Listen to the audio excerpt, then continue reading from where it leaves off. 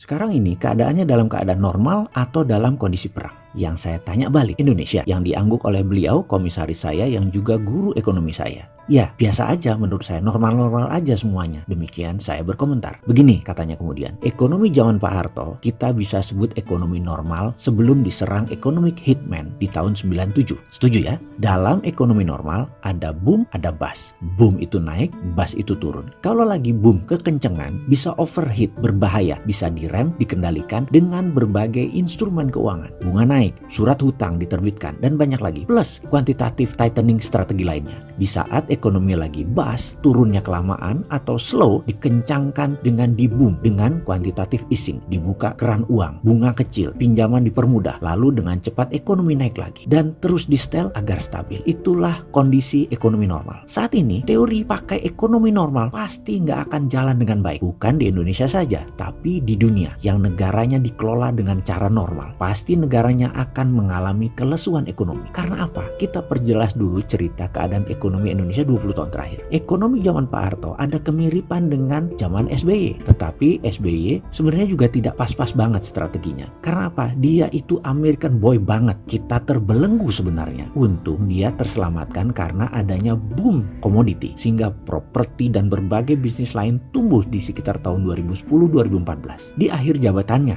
dia terselamatkan dengan hal-hal seperti itu. Bukan karena pinter kelola ekonomi negaranya. Yang berat zaman setelahnya. Boom komoditi tidak ada lagi. Karena boom komoditi tidak ada, dipakailah BUMN sebagai motor penggerak ekonominya. Itu di 5 tahun pertama kemarin. Faktanya adalah hutang BUMN naik 5 kali lipat dalam 4 tahun. Karena menjaminkan aset BUMN yang tadinya kepake hanya 30%, sekarang di top up ke 80%. Habis dah tuh sumber hutangan. Sekarang hampir tidak ada lagi sumbernya. Maka ini perlu terobosan yang di kepala pejabat negara ada baiknya mengubah cara melihat masalah. Bos BUMN itu sudah tidak punya ruang gerak lagi. Minta bantuan McKinsey segala, bahkan untuk membuat rencana BUMN. Kasihan sekali, berat, sudah kering semuanya. Sekarang kita nilai kinerja tim ekonomi saat ini. Skala 1 yang terendah, skala 5 yang tertinggi. Ada di level berapa? Monggo, silakan Anda yang menilai. Lalu kalau kita yang sekarang yang ditanya, apa solusinya bosman? Maka kita akan balik tanya ke pejabat negara. Saat ini keadaan normal atau keadaan tidak normal? Amerika Cina itu trade war. Kalau dua raksasa perang, walau namanya perang dagang, tetap saja dari kacamata intelijen pertahanan namanya tetap perang. Pendekatannya ya harus perang juga. Economic war itu berbeda dengan economic normal. Maka ada baiknya kita menggunakan strategi economic war. Pendekatannya extraordinary. Dan itu ada strateginya, dan itu ada ilmunya, dan itu sudah terbukti proven. Sayang ya, kita ini beda muscle knowledge-nya. Coba kalau sama, pasti enak duduk semeja dan bisa membuat perubahan negara segera.